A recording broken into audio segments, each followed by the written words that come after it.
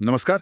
हमारे सभी सुनने वालों का स्वागत है। नमस्कार। आज हम इतिहास के कुछ थोड़े पेचीदा मामलों पर बात करेंगे और खासकर औरंगजेब और छत्रपति शिवाजी महाराज जैसे जो किरदार हैं उनके बारे में जो आम धारणाएं बनी हुई हैं। बिल्कुल। और ये भी देखेंगे कि कैसे इतिहास की बातों का इस्तेमाल सांप्रदायिकता को हवा देने के लिए किया गया है और इसका आज भी हमारे समाज पर क्या असर पड़ता है। हाँ, और हमारी ये जो पूरी बातचीत है ये इतिहासकार डॉक्टर राम पुनियानी के एक यूट्यूब इंटरव्यू पर आधारित है। उसमें उन्होंने काफ़ी दिलचस्प बातें कही हैं, कुछ स्थापित सोच को चुनौती भी दी है। जी।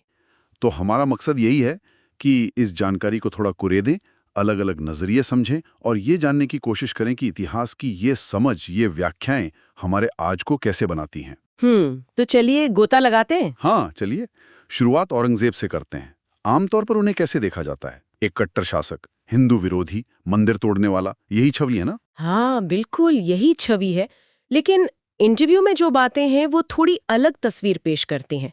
जैसे ये कि औरंगजेब निजी जिंदगी में बहुत सादगी से रहते थे, अपना खर्च चलाने के लिए शाही खजाने से पैसा नहीं लेते थे। अच्छा, तो फिर गुजारा कैसे करते थे? वो खुद टोपियां सिलते थे और कुरान की नकलें हाथ से लिखकर बेचते थे, उसी से उनका निजी खर्च चलता था। अरे वाह, ये तो काफी अलग बात है।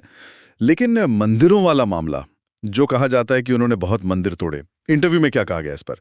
क्या दान देने की भी बात है? हाँ, दोनों बातें हैं। विश्वंभर नाथ पांडे की एक किताब है फरमान्स ऑफ किंग औरंगजेब, उसका हवाला दिया गया है। उसके मुताबिक औरंगजेब ने करीब 100 मंदिरों को जमीन और पैसा दान दिया। 100 मंदिरों को जैसे दिया? हाँ, उदाहरण भी दिए हैं। जैसे आसाम का कामाख्या देवी मंदिर है, उज्जैन का महाकाल मंदिर, वृंदावन का कृष्ण मंदिर, इन सबको दान देने के फरमान मौजूद हैं, ऐसा कहा गया है। और मंदिर तोड़ने के बारे में? उस पे रिचर्ड ईटन के काम का हवाला है।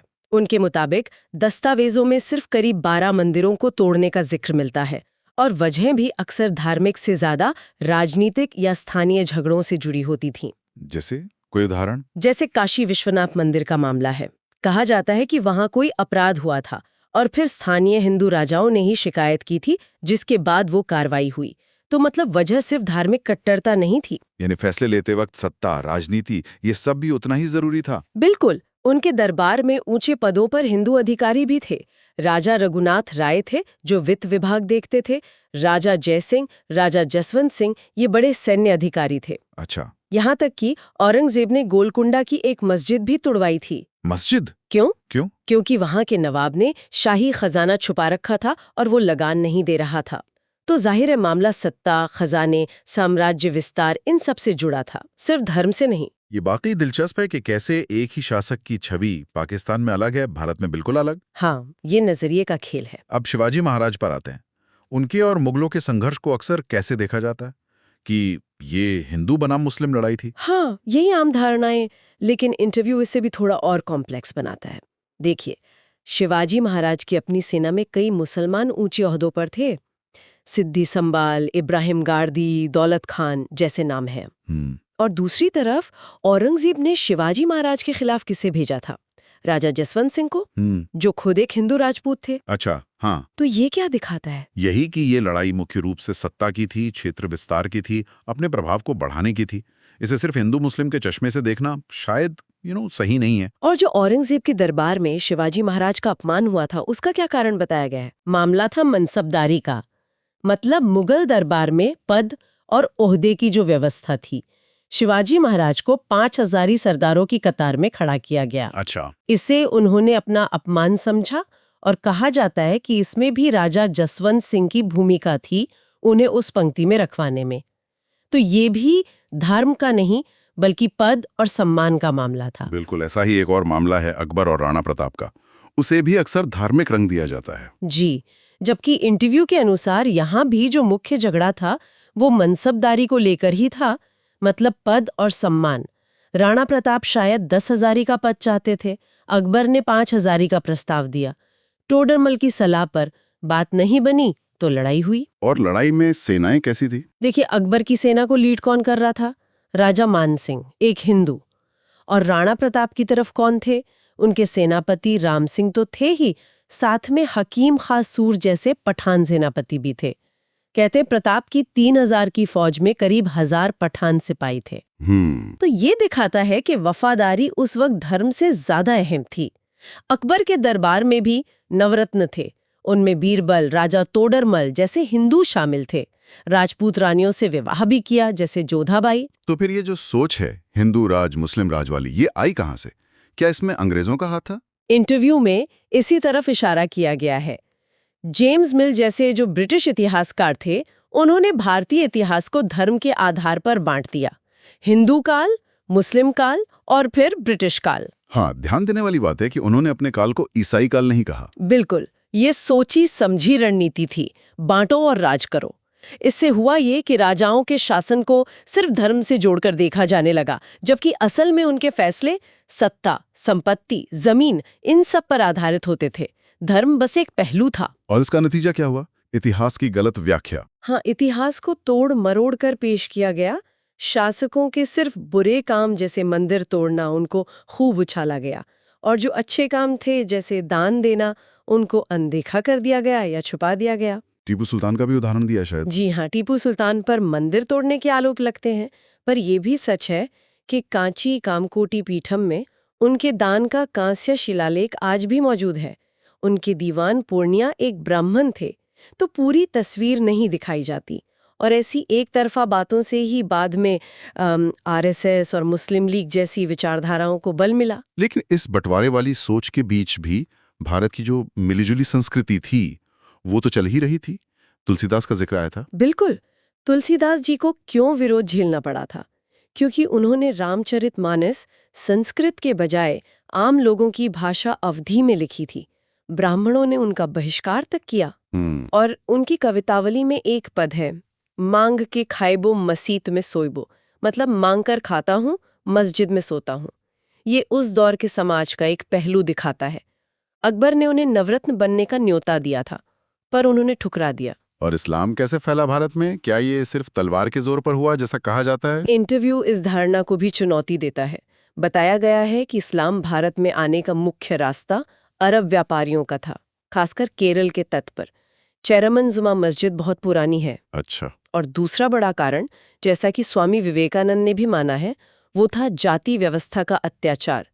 बहुत से लोगों ने, खासकर निचली जातियों के लोगों ने, इस जुल्म से बचने के लिए धर्म बदला। और फिर सूफी संत और भक्ति आंदोलन के कवि तो थे ही। कबीर, रहीम, रसखान, नरसिंह मेहता, महाराष्ट्र की वारकरी परंपरा, इन्होंने तो धर्म की दीवारों को वैसे ही गिराने का काम किया। ये जो साझापन है ये तो आज भी दिखता है कई जगह, जैसे हिंदी फिल्म इंडस्ट्री में। हाँ बिल्कुल, जावेद अख्तर भजन लिख रहे हैं, AR रहमान का संगीत है। पुराने दौर में जाएं तो शकील बदायूनी, साहिर लुधियानवी, मोहम्मद रफ़ी साहब, नौशाद साहब। महाभारत जैसे सीरियल की स्क्रिप्ट किसने लिखी? राही मासूम रजा ने। सही बात है। तो कलाकारों को अक्सर उनके धर्म से परे देखा जाता था। हालांकि इंटरव्यू में ये भी माना गया कि अब ये माहौल थोड़ा बदल रहा है। अब कलाकारों को भी धर्म के चश्मे से देखने का चलन दुखद रूप से बढ़ा है। वापस इतिहास पर आते हैं। क्या आप मंदिर लूटने या तोड़ने का काम सिर्फ मुस्लिम शासकों ने किया? नहीं, ऐसा नहीं है। इंटरव्यू में कश्मीर के 11वीं सदी के एक हिंदू राजा हर्षदेव का उदाहरण दिया गया है। कल्हण की राज तरंगिनी में लिखा है कि उन्होंने अपना खजाना भरने के लिए मंदिरों को लूटा, और इसके लिए बाकायदा एक अफसर भी नियुक्त किया था, जिसका नाम था देवोत्पाटन नायक। अच्छा, यानी देवताओं को उखाड़ने वाला अफसर। हाँ, कुछ ऐसा ही मतलब है। और महमूद गजनवी ने जो सोमनाथ पर हमला किया, उसका भी मुख्य मकसद धन लूटना ही बताया गया है। कहते हैं उसने 20,000 सोने की दीनारे लूटे। अगर धर्म ही मकसद होता तो रास्ते के बाकी मंदिरों को क्यों छोड़ा? ये भी सोचने वाली बात है। और दिलचस्प बात यह है कि महमूद गजनवी की अपनी सेना में तिलक, सोंधी, हरजा राय जैसे हिंदू सेनापति भी थे। उसके बेटे मसूद ने तो मध्य एशिया में खजाने के लिए मस्जिदें भी तुड़वाई थीं। तो ये सत्ता और पैसे का खेल ज्यादा लगता है। अब जरा आरएसएस और मुस्लिम लीग पर आते हैं। इनका उदय क्यों हुआ? क्या कारण बताए गए? देखिए, विश्लेषण ये कहता है कि ये संगठन असल में अपने अपने समुदायों के जो प्रभुत्वशाली वर्ग थे उनके हितों की रक्षा के लिए बने। वे अपना सामाजिक दबदबा बनाए रखना चाहते थे। मतलब उन्हें दलितों का आगे बढ़ना, महिलाओं का सशक्त होना, ये सब पसंद नहीं था। और गांधी जी जिस तरह आम लोगों को, किसानों को, मजदूरों को जोड़ रहे थे, उससे इन पारंपरिक अभिजात्रियों को अपना रुतबा खतरे में लगा। इसलिए वे वर्ण व्यवस्था जैसी चीजों को बचाना चाहते थे। और आजादी की लड़ाई में इनकी क्या भूमिका थी? इंटरव्यू के अनुसार ये संगठन अंग्रेजों के खिलाफ जो सीधा संघर्ष था, उसमें बहुत सक्रिय नहीं थे। इनका ज्यादा जोर सांप्रदायिक ध्रुवीकरण पर था। दोनों को कहीं ना कहीं ब्रिटिश सत्ता का संरक्षण भी मिला। गोलवलकर के विचारों का भी जिक्र है शायद। हाँ, एमएस गोलवलकर के बारे में कहा गया है कि उन्होंने अपनी किताब में अल्पसंख्यकों के लिए दोयम दर्जे की नागरिकता की वकालत की, यहाँ तक कि जर्मनी में हिटलर ने यहूदियों के साथ जो किया उससे प्रेरणा लेने तक की बात कही। ये तो काफी गंभीर बात है, लेकिन क्या सारे मुसलमान पाकिस्तान बनाना चाहते थे? विभाजन का विरोध भी हुआ था। बिल्कुल हुआ था। सिंध के प्रीमियर थे अल्लाह बख्श। उन्होंने जिन्ना की 2 नेशन थ्योरी के खिलाफ दिल्ली में आज़ाद मुस्लिम कॉन्फ्रेंस बुलाई थी। हजारों मुसलमान उसमें शामिल हुए और उन्होंने एकजुट भारत का समर्थन किया। गांधी जी, मौलाना आज़ाद, अल्लाह बख्श जैसे बड़े नेता विभाजन के सख्त खिलाफ थे। अब थोड़ा आजकल के मुद्दों पर आते हैं। आतंकवाद की बात होती है, खासकर इस्लामिक आतंकवाद शब्द बहुत इस्तेमाल होता है। इसके बारे में क्या कहा गया है? इंटरव्यू ये बताता है कि ये जो टर्म है इस्लामिक टेररिज्म, ये असल में 9/11 के हमले के बाद अमेरिकी मीडिया ने गढ़ा और फैलाया। उससे पहले आतंकवाद को किसी खास धर्म से जोड़कर नहीं देखा जाता था। और इसकी जड़ें कहाँ बताई गई हैं? अफगानिस्तान का जिक्र था। जी है। जब 80 के दशक में सोवियत संघ अफगानिस्तान में आया तो अमेरिका ने उसे निकालने के लिए पाकिस्तान की मदद से मुजाहिदीन को तैयार किया। यही मुजाहिदीन बाद में अल-कायदा और तालिबान बने। अच्छा। अमेरिका ने इस्लाम के एक बहुत पिछड़े और कट्टरपंथी रूप का इस्तेमाल किया।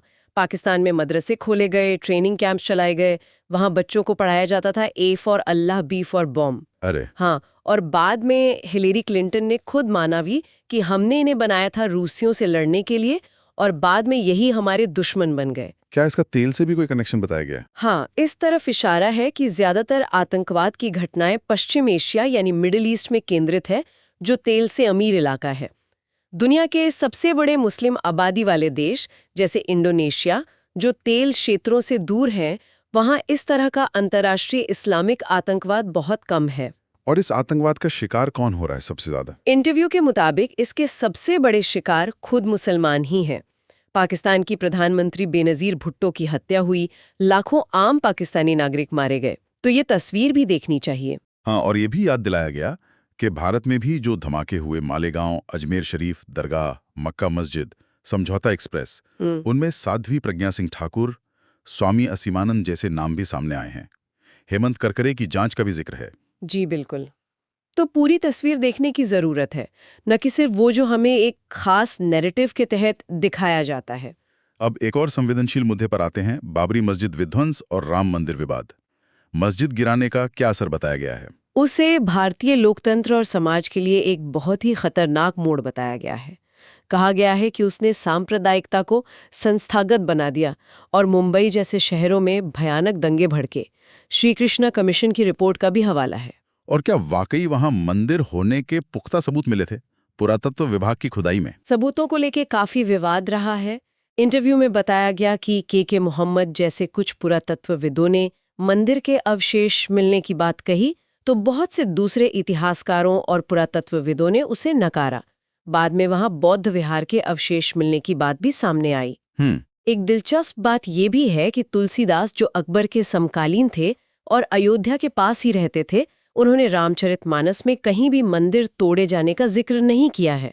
बाबरनामा के अंग्रेजी अनुवाद में मिसेस बेवरिज ने एक फुटनोट जरूर जोड़ा था, लेकिन मूल बाबरनामा में इसका जिक्र नहीं है। और सुप्रीम कोर्ट का जो फैसला है वो किस आधार पर था? इंटरव्यू के अनुसार सुप्रीम कोर्ट ने अपने फैसले में माना कि मस्जिद के नीचे जो ढांचा मिला वो इस्लामिक नहीं था, लेकिन वो मंदिर ही था, ये भी साबित नहीं हुआ। फैसला मुख्य रूप से आस्था के आधार पर दिया गया। कोर्ट ने यह भी माना कि 1949 में मूर्तियां रखना और 1992 में मस्जिद गिराना दोनों गैर कानूनी काम थे, अपराध थे, पर दोषियों को कोई सजा नहीं हुई। हाँ, ये बात तो है। और अब वही हो रहा है जिसका डर था। ज्ञानवापी मस्जिद, मथुरा की शाही ईदगाह और दूसरी जगहों पर दावे किए जा रहे हैं। ये सब 1991 के पूजा स्थल अधिनियम का उल्लंघन है, जिसका मकसद ही ये था कि बाबरी मस्जिद को छोड़कर बाकी सभी धार्मिक स्थलों की स्थिति 15 अगस्त 1947 वाली बनी रहेगी। चिंता ये है कि देश कहीं निर्माण के बजाय विनाश के रास्ते पर न चला जाए। दंगों और राजनीति के कनेक्शन के बारे में क्या कहा गया? क्या दंगे करवाए जाते हैं? येल यूनिवर्सिटी की एक स्टडी का हवाला दिया गया है जिसमें पाया गया कि जिन इलाकों में दंगे होते हैं वहां चुनावों में सांप्रदायिक पार्टियों का वोट शेयर बढ़ जाता है। तो एक तरह से दंगों से राजनीतिक फायदा होता है। मुंबई दंगों का उदाहरण भी था शायद। हाँ, मुंबई दंगों पर जस्टिस श्री कृष्णा आयोग की रिपोर्ट ने साफ तौर पर शिवसेना को जिम्मेदार ठहराया था। लेकिन नैरेटिव कैसे गढ़ा जाता है वो देखिए। बाद में कहा गया कि हमने तुम्हें हिंदुओं को बचाया। अफवाहें फैलाई गईं, मथाड़ी मजदूरों वाली अफवाह। एक बनी परिवार को जला दिया गया जिसके पीछे रियल एस्टेट के मकसद बताए गए। तो दंगे अक्सर सुनियोजित होते हैं और उनका मकसद राजनीतिक होता है। पीड़ित को ही दोषी ठहराने का नैरेटिव बनाया जाता है। आजकल समाज में हम देखते हैं कि धार्मिकता काफी बढ़ रही है, लोग पहले से ज्यादा धार्मिक हो रहे हैं। इसका क्या कारण हो सकता है? इंटरव्यू में इसे बढ़ती हुई असुरक्षा से जोड़ा गया है। आर्थिक असुरक्षा, सामाजिक असुरक्षा। जब लोग भविष्य को लेकर डरे हुए महसूस करते हैं तो वे धर्म या किसी चमत्कार की शरण में ज्यादा जाते हैं। पीके फिल्म का भी उदाहरण दिया गया। हाँ, वो सीन जिसमें आमिर खान का किरदार हर भगवान के पास जाता है। बिल्कुल। एक व्यक्तिगत अनुभव भी बताया गया कि कैसे पिताजी बीमारी के दौरान ज्यादा पूजा पाठ करने लगे थे। तो असुरक्षा और धार्मिकता का सीधा संबंध है। क्या इसका मतलब यह है कि अगर समाज में सुरक्षा और बराबरी बढ़ेगी तो लोग कम धार्मिक हो जाएंगे? एक अनुमान ये लगाया गया है कि हाँ, ऐसा हो सकता है। जैसे यूरोप के कई देशों में हुआ है, जहाँ सामाजिक सुरक्षा बेहतर है वहाँ नास्तिकता ज्यादा है। जैसी बात है। अभी तो हमारे यहाँ डर का माहौल बनाकर धर्म के नाम पर वोट लिए जाते हैं। आखिर में क्रोनी कैपिटलिज्म यानी याराना पूंजीवाद का भी जिक्र आया था। जी, आरोप ये है कि सरकार कुछ खास उद्योगपतियों को, जैसे अडानी और अंबानी, उनको जरूरत से ज्यादा फायदा पहुंचा रही हैं। नियमों को उनके हिसाब से बदला जा रहा है। वो एक टिप्पणी भी दोहराई गई कि देश को 4 गुजराती चला रहे हैं। ये इसी आर्थिक पक्षपात की तरफ इशारा करती है। तो इस पूरी गहरी बातचीत से हमारे श्रोताओं के लिए मुख्य बातें क्या निकल कर आती हैं, अगर हम सार निकालें तो? देखिए, पहली बात तो ये कि इतिहास बहुत जटिल है। उसे अक्सर आज के राजनीतिक फायदे के लिए आसान और सपाट बनाकर पेश किया जाता है। सही। दूसरी बात, जो राजा महाराजा थे उनके काम सिर्फ उनके धर्म से तय नहीं होते थे। सत्ता, पैसा, जमीन, राजनीति, ये सब बहुत अहम थे।